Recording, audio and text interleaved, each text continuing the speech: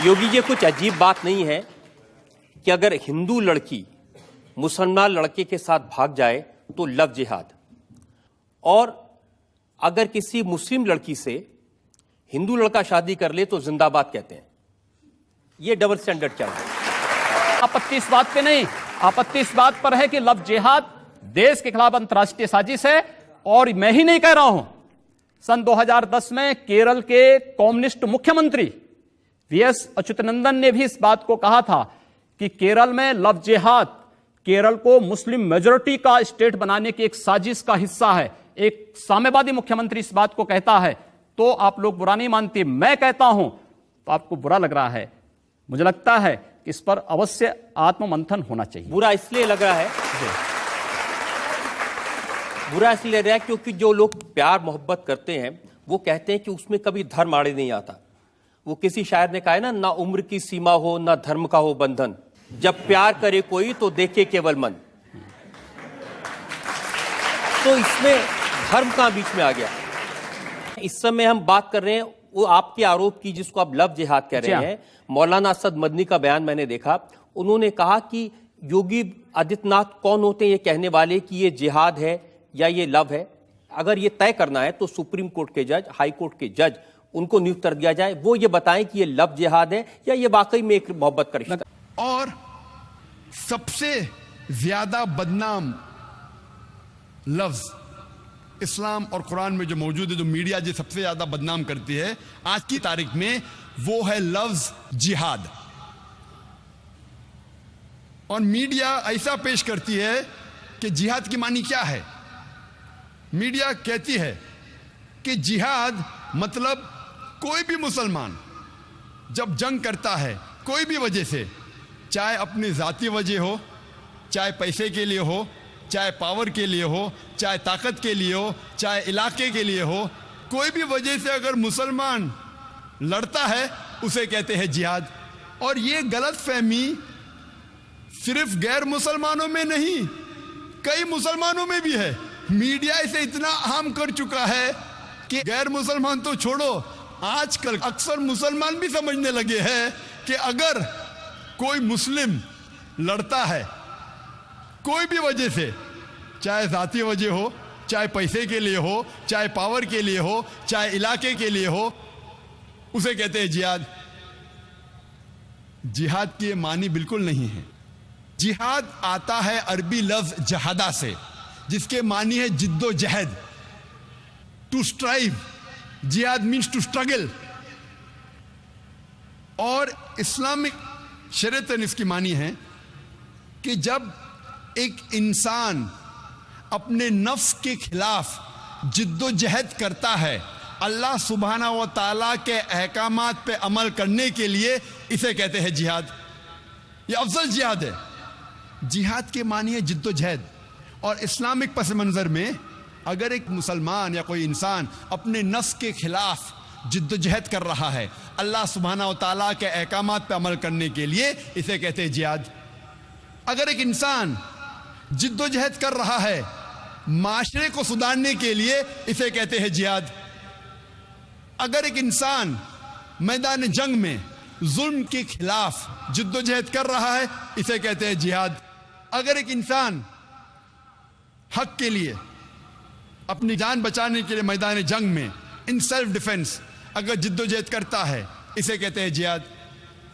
जिहाद की मानी है जिद्दोजहद। It means to strive and struggle, जिद्दोजहद करना। आमतौर पे अगर एक तालिब इल्म, एक स्टूडेंट एग्जामिनेशन में पास होने के लिए जिद्दोजहद कर रहा है, इसे भी कहते हैं जिहाद। ये आम जिहाद है। जो पहले 4 मानी मैंने कहा वो जिहाद फी सबलिल्लाह, अल्लाह के राह में जिहाद करना। जिहाद कई किस्म के हैं। जिद्दोजहद करने को कहते हैं जिहाद, लेकिन अल्लाह के अहकामात पे अमल करने को कहते हैं जिहाद फी सबलिल्लाह। मीडिया अक्सर जिहाद का तर्जुमा करती अंग्रेजी में होली वॉर, पाक जंग। जब हम होली वॉर को अरबी में तर्जुमा करते हैं, पाक जंग, अरबी में से कहेंगे हर्ब मुकद्दसा। आप सारी आयतें कुरान मजीद के पढ़िए, सारी हदीस पढ़िए, کدھر بھی قرآن یا صحیح حدیث میں نہیں لکھا ہے حرب مقدسہ، پاک جنگ، ہولی وار. یہ میڈیا کہتی ہے جہاد کے معنی ہولی وار، اور جب تحقیق کرتے پتہ لگتا ہے یہ الفاظ ہولی وار سب سے پہلے استعمال کیا گیا تھا عیسائی کروسیڈرز کے لیے. جب عیسائی کروسیڈرز عیسائیت کے نام پہ ہزاروں انسانوں کا قتل کر رہے تھے، اسے کہا گیا تھا ہولی وار، اور آج استعمال کیا جا رہا ہے مسلمانوں کے لیے. یہ ہے میڈیا کا پاور کہ وہ کئی بار قرآن یا حدیث کوٹ کرتی ہے، قرآن کی آیتوں کا حوالہ دیتی ہے بالکل آؤٹ آف کانٹیکسٹ. اور ایک آیت جو اکثر میڈیا میں بار بار دہرائی جاتی ہے وہ ہے سورہ توبہ کی آیت، سورہ نمبر 9 آیت نمبر 5، جس میں میڈیا کہتی ہے، اس میں لکھا ہے کہ جہاں بھی آپ کافروں کو پاؤ وہاں ان کا قتل کرو. اور جب آپ قرآن مجید کھولیں گے اور دیکھیں گے سورہ توبہ سورہ نمبر 9 آیت نمبر 5، اس میں برابر یہی لکھا ہے کہ جہاں بھی آپ کافروں کو پاؤ وہاں ان کا قتل کرو. لیکن یہ آیت آؤٹ آف کانٹیکسٹ ہے، پس منظر کے خلاف ہے. آپ جاننا چاہتے ہیں قرآن کا پیغام کیا ہے، آپ کو پس منظر کو پڑھنا پڑے گا. You have to read in context. اور جب کانٹیکسٹ پڑھتے ہیں، سورہ توبہ سورہ نمبر 9 آیت نمبر 1 سے پڑھتے ہیں، ہمیں پتہ لگتا ہے کہ ایک صلح تھی مسلمان اور مکہ کے مشرکین کے بیچ، اور یہ صلح ایک طرفہ مکہ کے مشرکین نے توڑ دی تھی. تو اللہ سبحانہ و تعالی سورہ توبہ سورہ نمبر 9 آیت نمبر 5 میں انہیں چیتونی دیتے ہیں، انہیں وارننگ دیتے ہیں، مکہ کے مشرکین کو خبردار کرتے ہیں اور کہتے ہیں آپ کے پاس 4 مہینے کا وقت ہے، آپ سدھر جاؤ ورنہ اعلان جنگ. اور جنگ کے میدان میں اللہ سبحانہ و تعالیٰ فرماتے ہیں اور مسلمانوں سے کہتے ہیں، جب بھی دشمن، جب بھی کافر میدان جنگ میں آئیں تو جہاں بھی آپ کافروں کو پاؤ وہاں ان کا قتل کرو. یہ آیت میدان جنگ میں ہے. آپ پس منظر دیکھیں گے تو یہ آیت میدان جنگ میں اللہ سبحانہ و تعالیٰ فرماتے ہیں جب بھی دشمن میدان جنگ میں آپ کے ساتھ لڑنے آئیں، جو ایمان نہیں رکھتے، جو کافر ہے، آپ ڈرو مت، ان کے ساتھ ڈٹ کے مقابلہ کرو. اور عام طور پہ آپ جب بھی دیکھو کوئی بھی آرمی جنرل، مثال کے طور پہ ایک جنگ اگر ہو رہی تھی امریکہ، یو ایس اے اور ویتنام کے بیچ، but natural army general of U S A یہ کہیں گا اپنے سپاہی سے جنگ کے میدان میں، وہ یہ نہیں کہیں گا ڈر جاؤ اور بھاگ جاؤ، وہ یہ کہیں گا کہ جب بھی ویتنامیز، جب بھی دشمن آئے آپ ڈرو مت، آپ ان کا قتل کرو. عام طور پہ کوئی بھی سپاہ سالار، کوئی بھی آرمی جنرل اپنے سپاہی کی ہمت افزائی کرنے کے لیے جنگ کے میدان میں یہی کہیں گا کہ ڈرو مت، اب لڑو، جہاں بھی دشمن کو پاؤ آپ ان کا قتل کرو. تو وہی تو قرآن مجید میں اللہ سبحانہ تعالیٰ فرماتے. لیکن کئی بار دشمن اسلام آؤٹ آف کانٹیکسٹ کوٹ کرتے ہیں. اور انٹرنیشنل میڈیا کے علاوہ ہندوستان میں بھی کئی دشمن اسلام ہیں. اور ایک بہت فیمس رائٹر، لیکھک جو اسلام کے خلاف لکھتا ہے، اس کا نام ہے ارون شوری.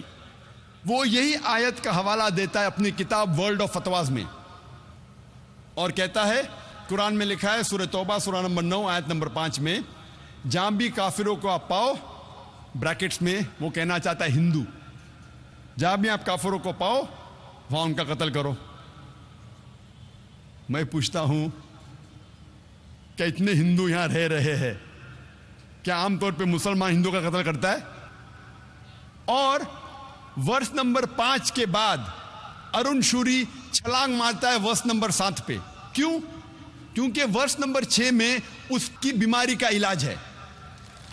ورس نمبر 6 میں کوئی بھی انسان جس کے پاس تھوڑا بھی عقل ہے وہ فوراً پہچان لے گا کہ اس میں کچھ گڑبڑ ہے. کیونکہ ورس نمبر 6 میں اس کی بیماری کا علاج ہے. ورس نمبر 6 سورہ توبہ سورہ نمبر 9 آیت نمبر 6 میں اللہ تعالیٰ فرماتے کہ اگر مشرک، اگر کافر، اگر آپ کے دشمن امن چاہتے ہیں تو انہیں صرف چھوڑ مت دو، لیکن ان کو حفاظت کے ساتھ ایسی جگہ پہ لے جاؤ جہاں وہ محفوظ ہے. escort them to a place of security. دشمن کو صرف چھوڑو مت، ان کے ساتھ جاؤ اور ایسی جگہ پہ انہیں چھوڑ آؤ جہاں وہ محفوظ ہے. آج کے تاریخ میں کتنا بھی دیالو سپاہ سالار، اگر دشمن امن چاہتا ہے کہیں گا اپنے سپاہی سے چھوڑ دو، بٹ کوئی سپاہ سالار یہ نہیں کہیں گا کہ اس کو اسکارٹ کرو، اس کو حفاظت کے ساتھ ایسی جگہ پہ لے جاؤ جہاں وہ محفوظ ہے. اور قرآن میں اللہ تعالیٰ یہی فرماتے ہیں کہ اگر دشمن، اگر کافر، اگر مشرک صلح چاہتے ہیں، امن چاہتے ہیں، تو انہیں حفاظت کے ساتھ ایسی جگہ لے جاؤ جہاں وہ محفوظ ہے. اور اکثر جب بھی قرآن میں آپ پڑھیں گے جہاں جنگ کے میدان میں لڑائی کے بارے میں لکھا ہے اور کہا گیا ہے کہ جب دشمن آتے ان کے اوپر حملہ کرو، اس کے فوراً بعد اکثر، چاہے سورہ انفال ہو، سورہ توبہ ہو، آپ قرآن میں اکثر اس کے بعد لکھا ہے کہ امن بہتر ہے. کیونکہ اسلام ایک ایسا مذہب ہے جو امن پسند مذہب ہے. امن ہمیشہ بہتر ہے. تو میڈیا اکثر آؤٹ آف کانٹیکس حوالہ دیتی ہے اور اسلام کو بدنام کرتی ہے. پہلے نان مسلم ہوں. میرا نام راج کمار ہے جی. میں ایک چھوٹا سا ویاپار کرتا ہوں.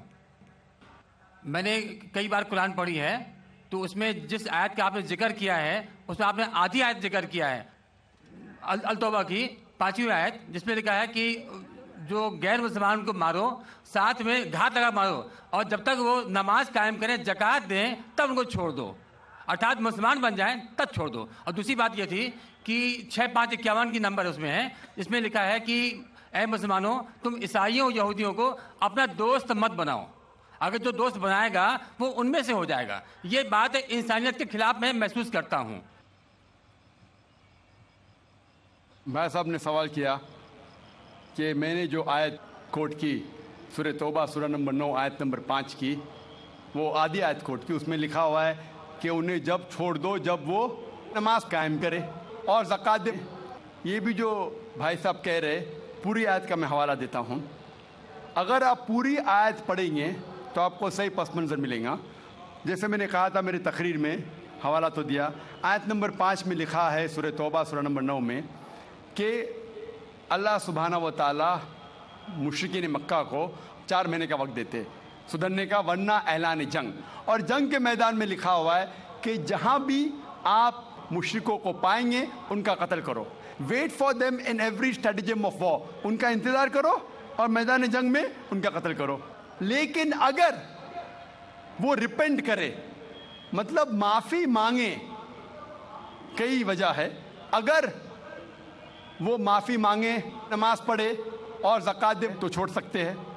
مطلب وہ اسلام کو قبول کرے، یا وہ صرف امن چاہتے ہیں. تو کئی آپشنز دیے گئے ہیں. ایک آپشن ہے کہ اگر وہ ریپینٹ کرے، معافی مانگے، اسلام کو قبول کرے تو بھی چھوڑ دیجئے، یا وہ امن چاہتے ہیں اور اسلام قبول نہیں بھی کرے تو بھی چھوڑ دو. آگے آیت میں لکھا، آیت نمبر 6 میں، آیت نمبر 6 بھی اس کے ساتھ ہے نا، کہ اگر وہ امن چاہتے ہیں تو ان کو حفاظت سے ایسی جگہ پر لے جاؤ جا کے وہ محفوظ ہے. تو بہت سے آپشنز دیے گئے ہیں. لیکن اگر وہ آپ سے جھگڑا کرنا چاہتے ہیں میدان جنگ میں تو ان کا قتل کرو. اگر جھگڑا کرنا چاہتے تو قتل کرو.